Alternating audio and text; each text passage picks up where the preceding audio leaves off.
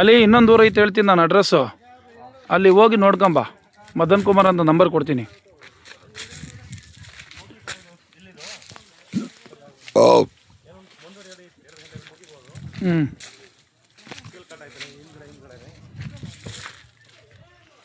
Single ಪಟ್ಟಿ 2 ಬಟ್ಟಿ.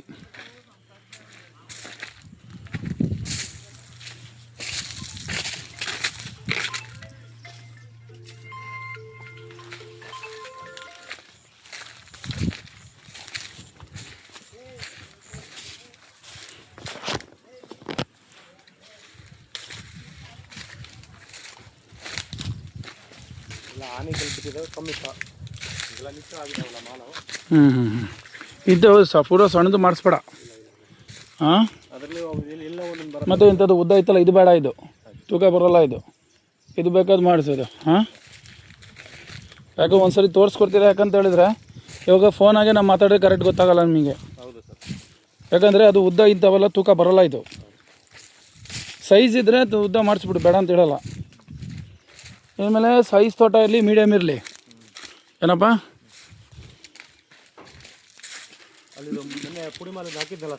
ಹಾಂ ಹಾಂ,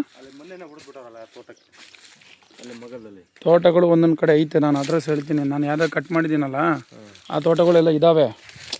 ನಾನು ಫೀಲ್ಡಿಗೆ ಬಂದರೆ ಭಾಳ ತೋಟಗಳು ಸಿಗ್ತವೆ. ನೀವು ಬಿಡು ಮಾಡ್ತಿದ್ದೀರಲ್ಲ, ಇವರು 12 ಮಂದಿ ಬಂದಿರೋದು ಇವತ್ತು. 8 ಜನ ಬಂದರೆ ಪಟಾಪಟ ಆಗ್ಬಿಡುತ್ತೆ ಕೆಲಸ ಪಕ್ಕ ಮಾಡ್ತಾರಲ್ಲಪ್ಪ ಇವರು.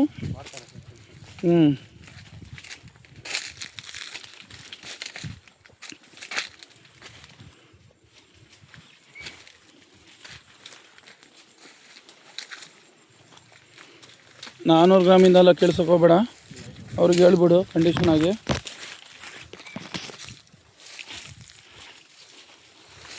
ಚುಕ್ಕಿ ಅಂತ ಇರೋದು ಅಂಥದ್ದು ಹಾಕ್ಸ್ಬೇಡಿ. ಹಾಂ, ಇದು ಬರುತ್ತೆ, ಇದು ಓಡಿಸಿದು ಲೈಟ್ ಪಟ್ಟಿ. ಕಾಯಿ ತೂಕ ಆಯಿತು ನೋಡಿ. ನೀರು ಬಿಡ್ತಾವ್ರಲ್ಲ. ಹಾಂ ಗ್ರಾಮ್ ಬರೋಲ್ಲ. 300 ಗ್ರಾಮ್ ಬರುತ್ತೆ. ಇದು ಬರುತ್ತೆ, ಇದು ತೂಕ ಆಯ್ತು. ಇದು ಬರೋಲ್ಲ. ಇದು ವೇಟ್ಲೆಸ್. ಇದು ವೇಟ್ಲೆಸ್ಸು. ಕೈಯಂಗೆ ಹಿಡ್ಕೊಂಡ್ರೆ ಗೊತ್ತಾಗ್ಬಿಡುತ್ತೆ. ಕಾಯಿ ತೂಕ ಇದು ಆರಾಮ್ಸೆ ಬಂದ್ಬಿಡುತ್ತೆ. ಏನಿದು 1 kg ಮೇಲೆ ಏನಿಲ್ಲ ಯಾವುದು.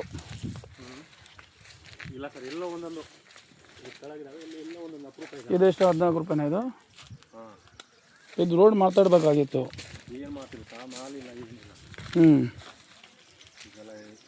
ಅಲ್ಲ ನೋಡಿ, ರೈತರ ಹತ್ರ ಮಾತಾಡಿ ಇವಾಗ.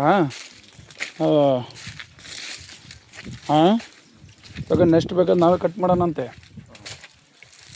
ಯಾಕಡೆಯಿಂದ ಕೀಳ್ತಿದ್ದಾರಪ್ಪ ಅವರು? ಚಾಲು ಮಾಡಾರ?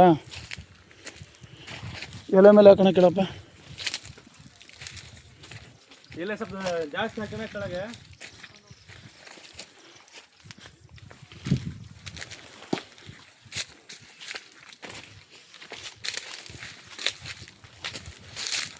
ಅರ್ಧ kg ಒಳಗೆ ಬೇಡ.